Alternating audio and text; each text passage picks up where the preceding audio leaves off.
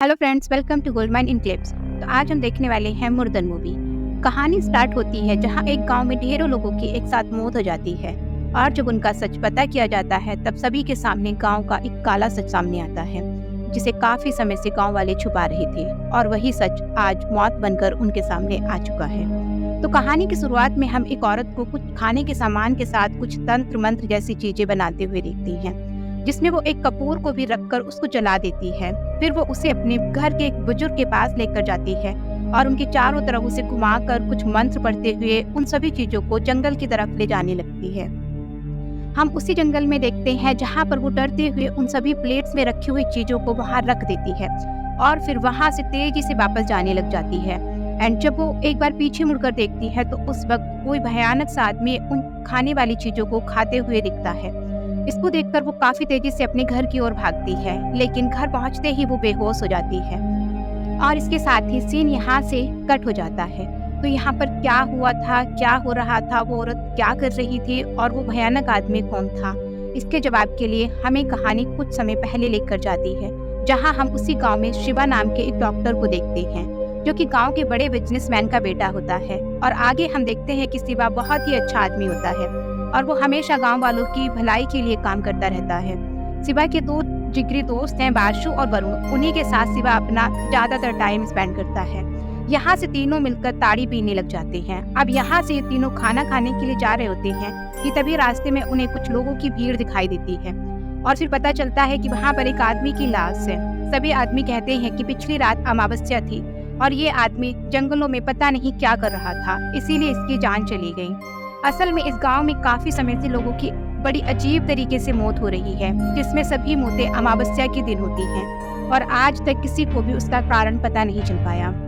And ज्यादातर उन लोगों की मौत होती है जो जंगल में जाती हैं। अब यहाँ से शिवा बासु के साथ उसकी आंटी के घर पर जाता है, जहाँ बासु को तो कुछ काम होता है और शिवा वहीं पर कुछ देर के लिए रुक जाता है। तो अभी वहाँ पर एंट्री होती है मूवी की एक्ट्रेस यानी कि अंजलि की, जिसको देखकर शिवा बिल्कुल फ्लैट हो जाता है और उसे देखता ही रह जाता है। यही चीज बासु भी नोटिस करता है और अंजलि बासु की आंटी की बेटी है। और फिर यहाँ से शिवा तो पूरे रास्ते बस अंजलि को ही याद कर रहा होता है और यहाँ तक कि रात में ड्रिंक करते हुए भी उसे ऐसा लग रहा होता है कि अंजलि उसके पीछे ही खड़ी है। तब अगले दिन तीनों वहाँ से ताड़ी पीने जाते हैं, लेकिन पता नहीं वहाँ पर ताड़ी देने वालों का कुछ बाहर के लोगों के साथ झगड़ा हो जाता है, जहाँ पर गलती बाहर वाले लोगों की होती है और ये चांस शिवा कैसे छोड़ सकता था। शिवा एक हीरो की तरह फाइट में घुस जाता है और उन सभी लोगों को ऐसा पीटता है जिससे ऐसा लगता है कि ये झगड़ा ताड़ी वालों का नहीं बल्कि उसका खुद का पर्सनल झगड़ा हो।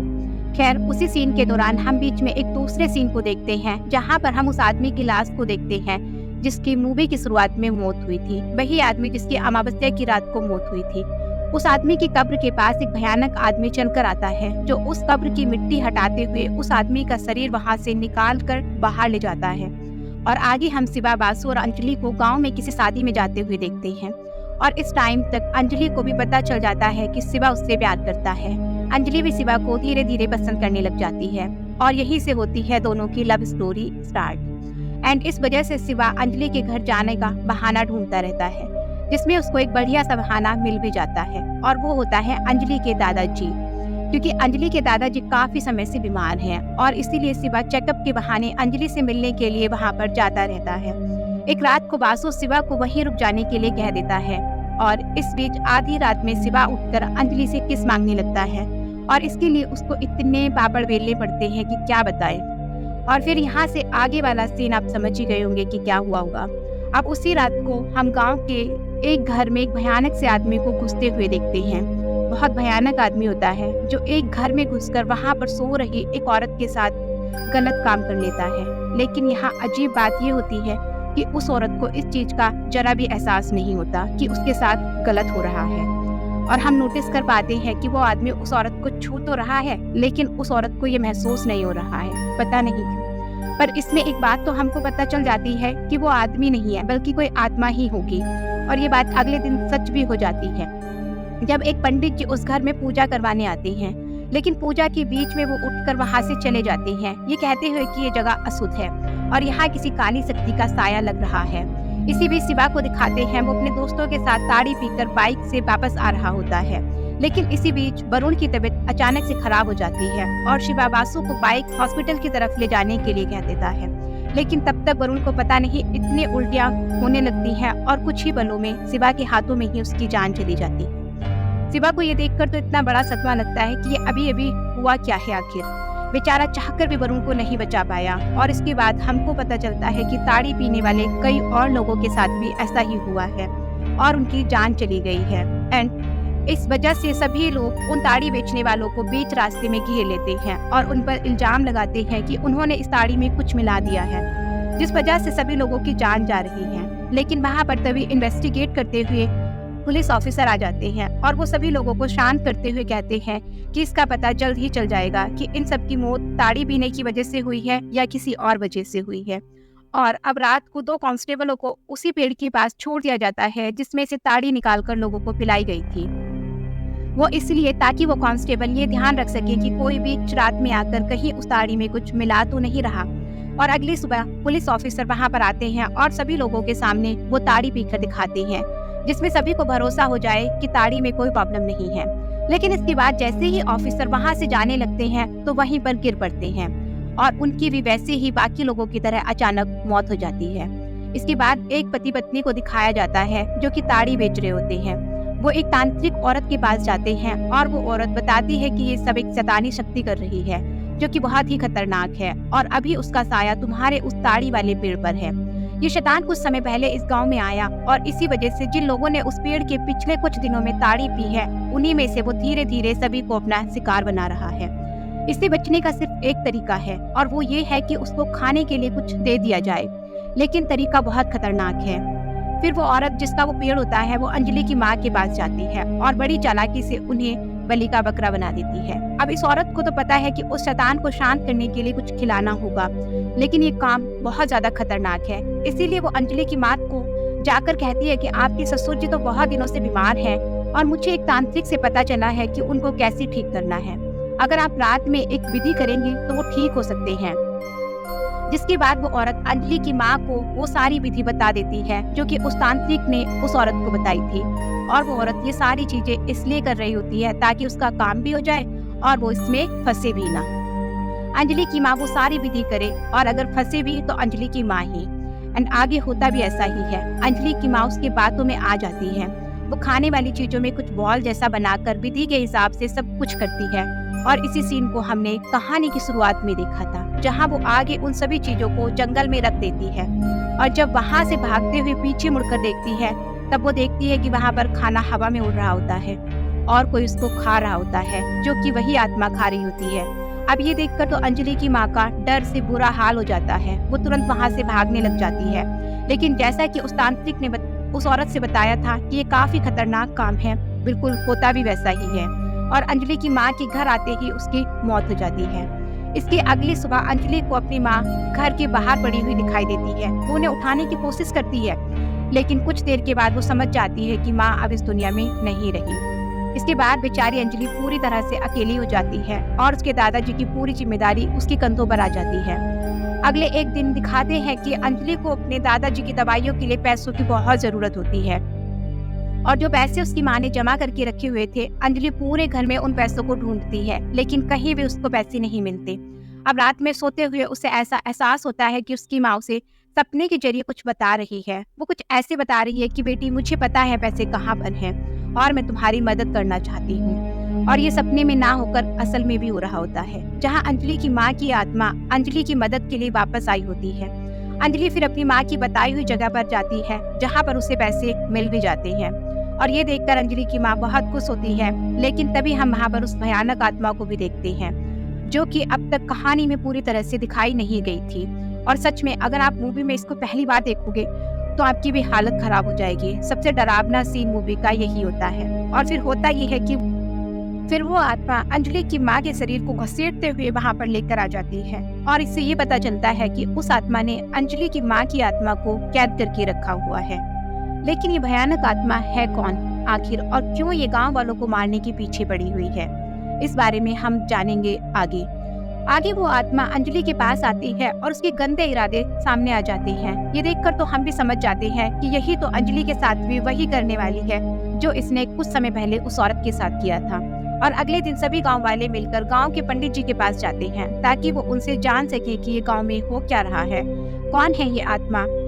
इसके बारे में पंडित जी उनको बताते हैं कि ये सब कुछ एक तांत्रिक की वजह से हुआ है, जिसकी कहानी बताते हुए वो कहते हैं कि कुछ समय पहले गांव में एक सूर्या नाम का तांत्रिक आया था, जो कि अपनी शक्तियों के लिए बहुत ही प्रसिद्ध हुआ। हमारे गांव के भी सभी लोग अपनी अपनी समस्या लेकर उसके पास जाते थे, लेकिन तब उनको पता नहीं था कि सूर्य का काला सच क्या है। सूर्य काला जादू करने वाला तांत्रिक था, जिसने एक गांव में जाकर वहां की औरतों को अपने बस में किया और अपनी शक्तियों से उन्हें बेहोश कर दिया। लेकिन उसने उन औरतों को इस तरह से बेहोश किया कि सभी लोगों को लगे कि वो औरतें मर गई हैं। इसीलिए सभी ने उन औरतों को फिर दफना दिया। इसके बाद रात में सूर्य ने उन औरतों को फिर से जगाया और उसे जमीन से बाहर निकालकर काला जादू करते हुए शैतान को बलि देने की कोशिश की। लेकिन किसी तरह से ये सच गांव वालों को पता चल गया और उन्होंने उस औरत की बलि चढ़ाने से पहले ही सूर्य को वहां से मार कर भगा दिया।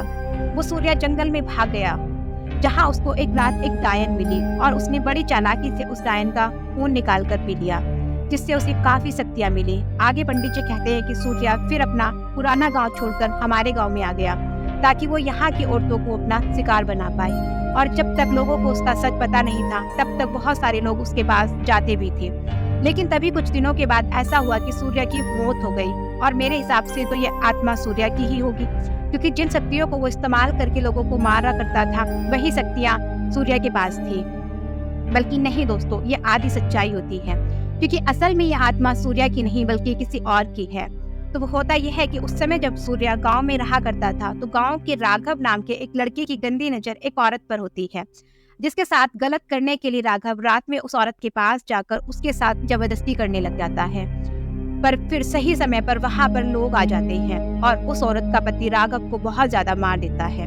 अगले दिन जब ये बात गांव के मुखिया तक जाती है, तो वो सभी के सामने राघव को उस औरत के सामने जमीन पर अपनी नाक रगड़ने को कहते हैं और ये राघव को करना भी पड़ता है। लेकिन यहाँ से राघव के अंदर उस औरत और उसके पति से बदला लेने का पागलपन छा जाता है।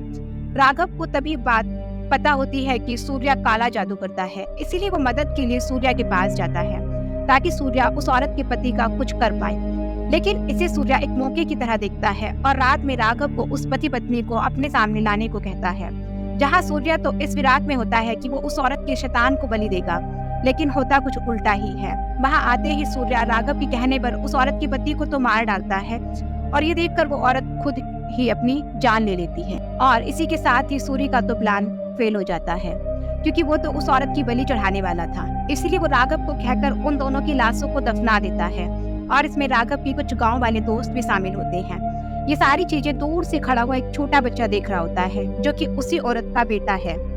आगे मौका मिलने पर वो बच्चा सूर्य के पीछे से हमला करके उसे मार डालता है और वहां से भागते हुए सूर्य के काले जादू वाली किताब को अपने साथ लेकर चला जाता है, जिसमें काले जादू तंत्र मंत्र के बारे में लिखा होता है, जिसके बारे में सूर्य को पहले से पता था। और वह बच्चा उसी को पढ़कर बड़ा होता है, फिर एक बड़ा और भयानक तांत्रिक बनता है। और इस वक्त जिस आत्मा को हम देख रहे हैं, वो वही लड़का है, जो कि कोई आत्मा नहीं बल्कि तांत्रिक है, जिसके पास गायब होने की शक्ति है और वह गांव वालों से अपने माता पिता की मौत का बदला ले रहा है, क्योंकि उसके हिसाब से गांव वालों ने ही राघव की मदद की थी उस छोटे बच्चे के माँ बाप को मारने के लिए। और अब हम देखते हैं कि वो तांत्रिक राघव से अपना बदला ले लेता है, एक कुल्हाड़ी से उसका गला काटते हुए। इसके बाद वो अंजलि को अपना शिकार बनाने की कोशिश करता है, जिसकी ये वजह हो सकती है कि शायद वो सूर्य की ही तरह औरतों की शैतान को बलि देने की कोशिश कर रहा होगा, क्योंकि उसने अपनाया तो सूर्य का ही जादू है। और यही वजह है कि पंडित जी को ऐसा लग रहा होता है कि आत्मा सूर्य की है। अब पंडित जी के सामने भी सच आ जाता है कि ये सूर्य की नहीं, असल में ये एक तांत्रिक है। जिसके बाद पंडित जी शिवा को एक तरीका बताते हैं जिसमें तांत्रिक को देख पाएंगे। वो शिवा से कहते हैं कि तुम आज रात अपनी कुल देवी का अस्त्र लेकर अंजलि के पास जाओ, क्योंकि आज अमावस्या की रात है और आज ही के दिन वो तांत्रिक अंजलि को लेने आएगा।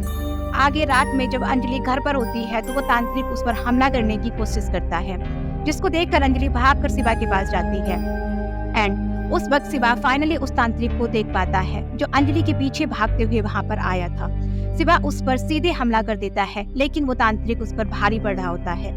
इसके बाद वो अंजलि को अपने साथ ले जाने लग जाता है, लेकिन आखिरी वक्त पर शिवा उस अस्त्र को उस तांत्रिक के शरीर के आर पार कर देता है, जिससे उसकी वहीं पर मौत हो जाती है। और फाइनली सब कुछ ठीक हो जाता है और इसी के साथ ये मूवी यहाँ पर खत्म हो जाती है। बाकी अगर आपको मेरी वीडियो और एक्सप्लेनेशन अच्छा लगा हो तो वीडियो को लाइक कीजिए और हमारे चैनल को सब्सक्राइब करें। And finally thanks for watching.